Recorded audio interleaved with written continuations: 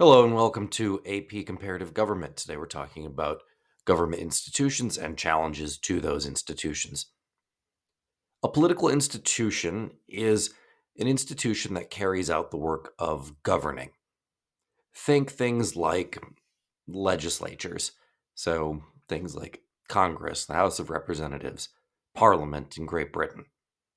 But not all political institutions are equal. In some countries, a legislature might have a ton of power. In others, not so much. And this is why we could do comparative government. All right, we're talking about levels of government right now. There are three that we tend to discuss in this court. One is unitary, which is a system that just concentrates all the decision making authority in one central location. So, unitary, one, means there's one government entity that's responsible for everything. That government entity could have multiple branches, but it's all concentrated in one location. Then there's a confederal system, not a confederate system, a confederal system. This is a system that is the opposite of a unitary system. So in a unitary system, the central government has essentially all the authority. In a confederal system, it's the opposite. There's a lot of states, provinces, whatever, a little permutation that has all the power and a weak central government. Lastly, there's a federal government, which divides power in some sort of power sharing percentage between a central government and subunits. These are often regional. These would be like provinces in Canada or states in the United States. Federalism is typically criticized as being inefficient and sometimes contradictory with different states passing different laws. The unitary system that we're going to study here would be Great Britain, although there has been some moves in Great Britain to grant more regional autonomy recently. And in terms of federal systems that we'll see Russia, Mexico, and Nigeria. Now, let's talk about globalization because globalization is one of the biggest challenges to sovereignty and state sovereignty in different regimes that exist today. Globalization is one of the biggest forces in world politics. There's been much more emphasis on international partnerships in recent decades, partnerships that transcend national boundaries. International businesses have led the charge here to a large extent, but all countries today are forced to cope with some level of outside influence. No one is just their own empire anymore. Now, the opposite end of the spectrum to globalization that tends to act as a supernatural force, which is a force that transcends nationalities. The opposite end is fragmentation. Fragmentation is defined as the tendency of people to base their loyalty on ethnicity, language, religion, and cultural identity. Oddly enough, even though they are on opposite ends of sort of the political spectrum, both concepts tend to transcend political boundaries. So you could have cultural identity that knits together a group of people that live in multiple different nation states, as just one example. Now, in terms of modern challenges, we really look at two different forces. And really, what we're talking about here in terms of modern challenges is to give you an example, to what extent would a large supranational organization, I'm talking about things maybe like the United Nations, gain power over the states? Because if they do that, then the states lose sovereignty. So there's two forces, centripetal and centrifugal forces. Centripetal forces bind people together within a state, giving it strength. Nationalism is an example of a centripetal force, perhaps the most important one. Centripetal forces promote loyalty and allegiance. Think about things like symbols, flags, rituals, national holidays. Those are all centripetal forces. Now, centrifugal forces, of course, are the opposite. These oppose centripetal forces and they destabilize the government. These could be very bad for governments that have weak institutions. An example of a centrifugal force would be the Russian Orthodox Church in the decades after the Russian Revolution in 1917. In 1917, the new Bolshevik government banned religion in the state of Russia.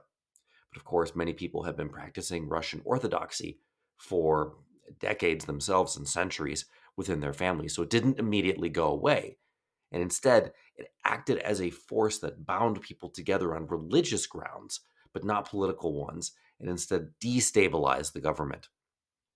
In an extreme situation, a centrifugal force will lead to what's called a separatist movement.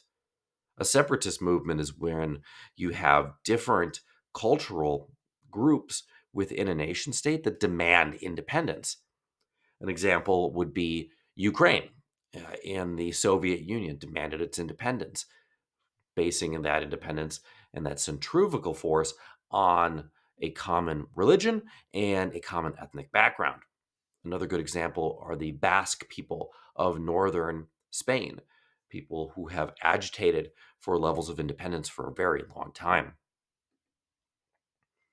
So, and that leads us to devolution. What is devolution? Devolution is a consequence of a centrifugal force. It is defined as the tendency for governments to delegate decision making authorities to regional groups. This is usually in response to agitation by those centrifugal forces. Good examples of this are in Great Britain.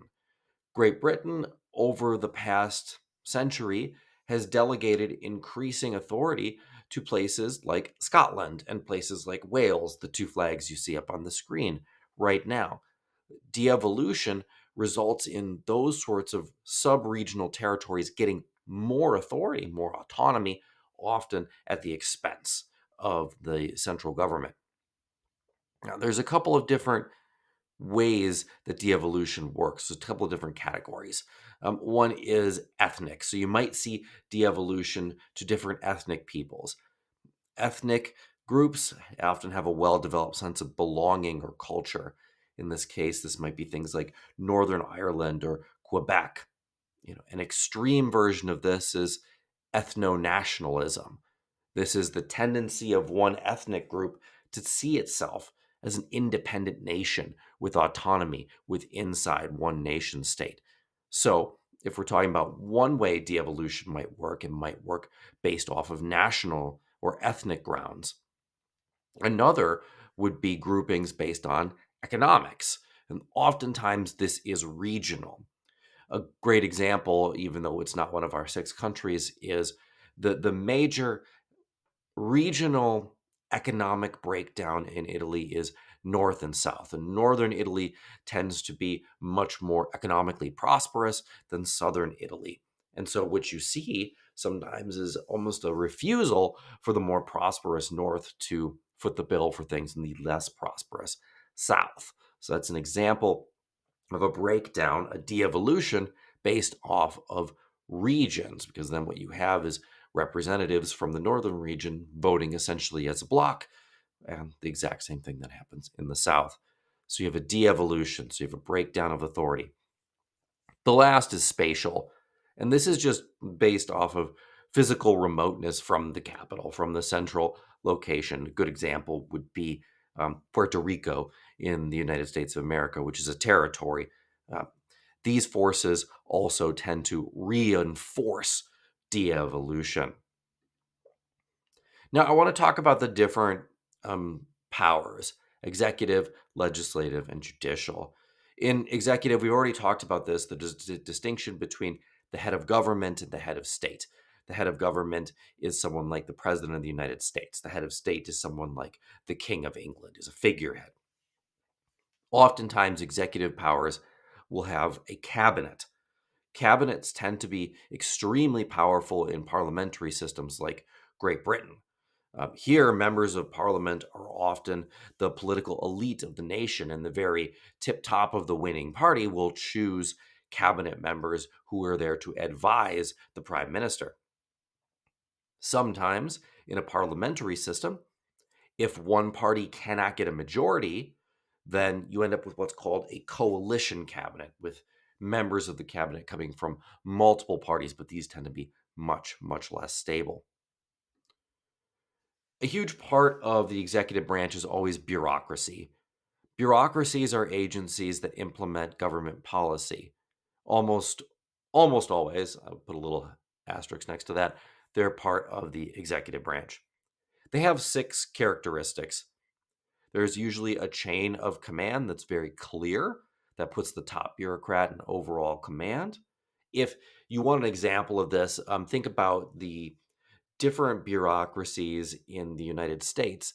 They each usually have a secretary or a head. So, be the secretary of the Treasury, leads the Treasury Department. Then you have the Secretary of Health and Human Services, leading that department, and so on and so forth. There's always a clear division of labor that results in each bureaucracy having a specialization.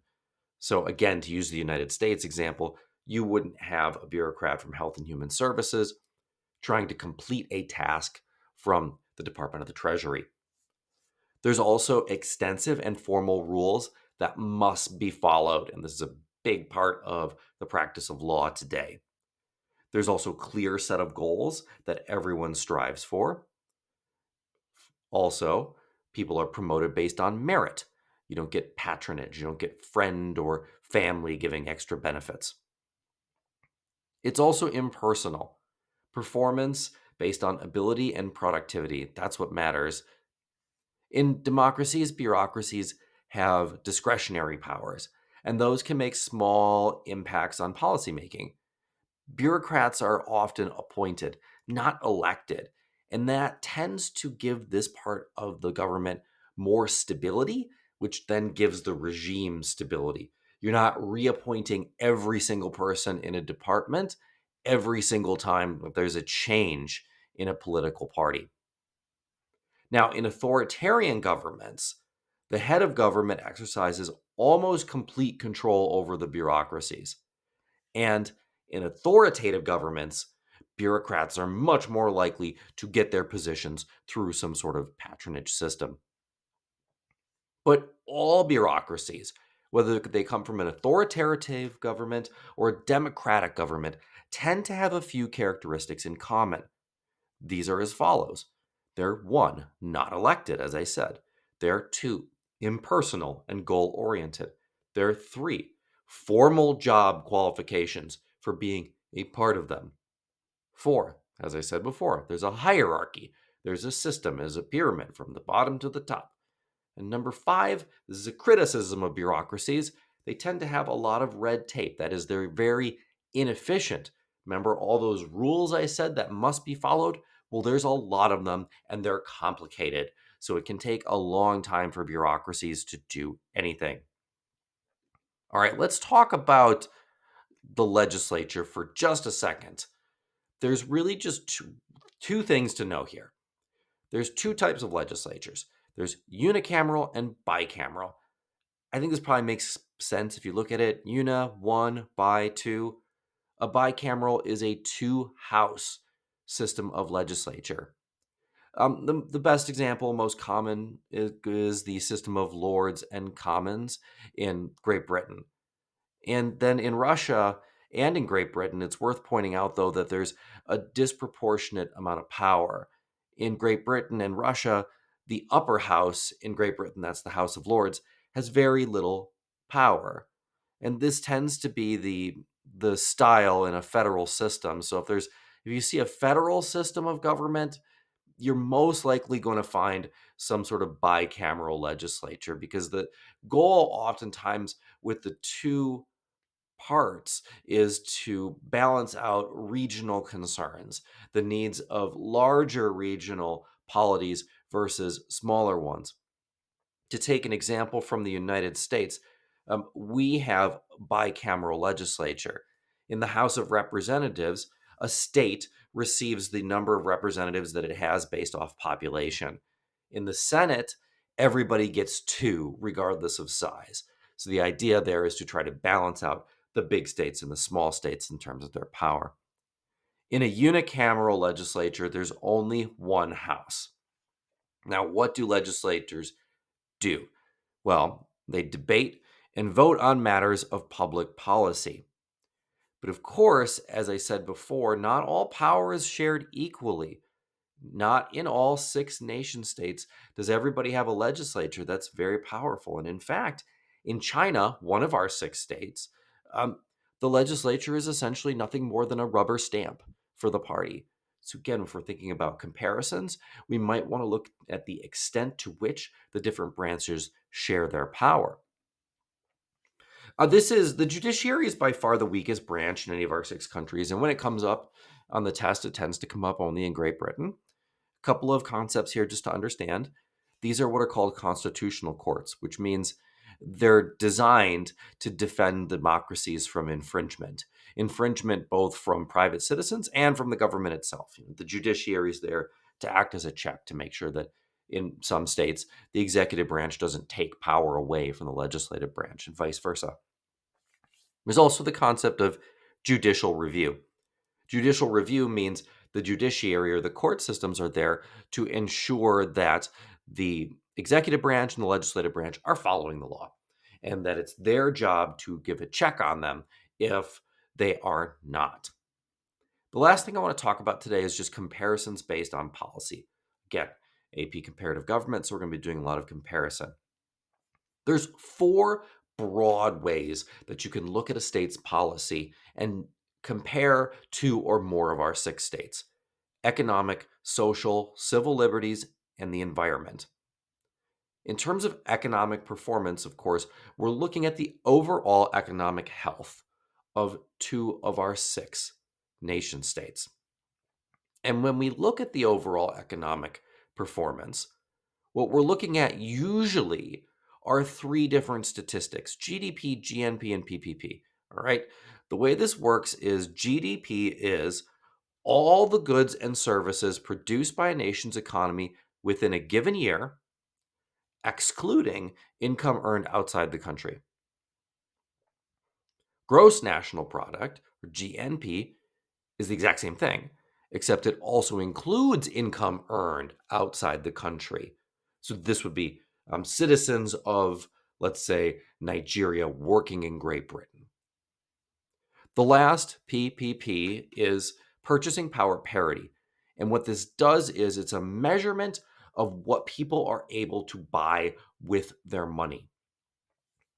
A great reason we look at this has been in the news a lot recently, and that is inflation. Inflation dramatically affects what people are able to purchase, even if their salaries have, in some cases, gone up. If you haven't kept pace with inflation, you still lost money. So we might look at dollars and cents and look at overall economic performance for a nation state. We might also look at its social welfare. There's a couple of indexes we look at here. The Gini index.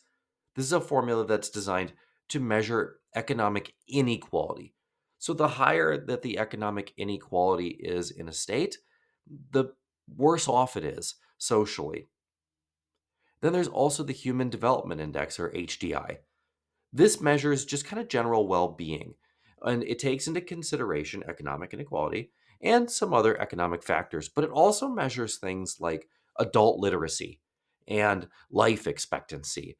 The higher life expectancy, obviously, the better the score you're going to have. So this is social factors are things that we might want to take a look at as well. The last 2 are much more specific. One is civil liberties. It just looks at the rights that citizens enjoy in different states, because those can change dramatically. A great example, of course, would be recently in Russia, since the invasion of Ukraine, civil liberties have declined. You do not have the ability to criticize the war effort, or frankly, even call it a war, in Russia. So that's a decline in civil liberties. That would be a minus in Russia's column going forward. The number 1 index we look at here is what's called Freedom House. Freedom House ranks countries from 1 to 7, with 1 being the most free and 7 being the least free. The more civil liberties that citizens enjoy, the more free they are. The last one, and this is one that's kind of new, is the environment. And by that, I do mean plants, the environment, the health of the planet overall. Different states have now started to take dramatically different actions on things like climate change. And now we're able to compare different states based off of how well they are doing to either combat or make climate change worse. This is a new one, and I'm not sure how much of it we'll see on the test, but it's definitely worth being aware of.